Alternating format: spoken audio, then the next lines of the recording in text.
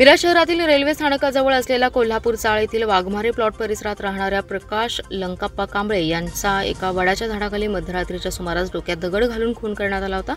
या प्रकरणी मयत प्रकाश कांबळे यांचा मुलगा परशुराम कांबळे यांनी पोलिसात फिर्याद दिली होती। महात्मा गांधी पोलिसांनी तातडीने तपासाची चक्रे फिरवून संशयित स्वप्नील बाळासाहेब कांबळे याला नवी मुंबईतील कळंबोली येथून अटक केली आहे। प्रकाश कांबळे यांचा शनिवारी रात्रीच्या सुमारास डोक्यात दगड घालून खून करण्यात आला। खुनाची घटना घडल्यानंतर वरिष्ठ पोलीस अधिकाऱ्यांसह महात्मा गांधी चौक पोलीस ठाण्याचे अधिकारी व कर्मचारी घटनास्थळी दाखल झाले होते।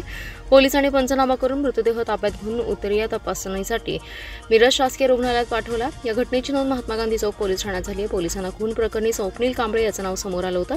मयत प्रकाश कांबळे यांच्या मुलाने पोलिसात दिलेल्या फिर्यादीत स्वप्नील कांबळे याचं नाव सांगितलं होतं।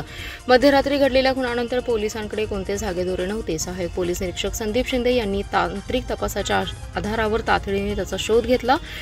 कांबळे हा नवी मुंबई येथे असल्याची माहिती मिळाली। त्यानंतर एका पथकाने तातडीने मुंबईकडे धाव घेत संशयित स्वप्नील कांबळे याला अटक केली।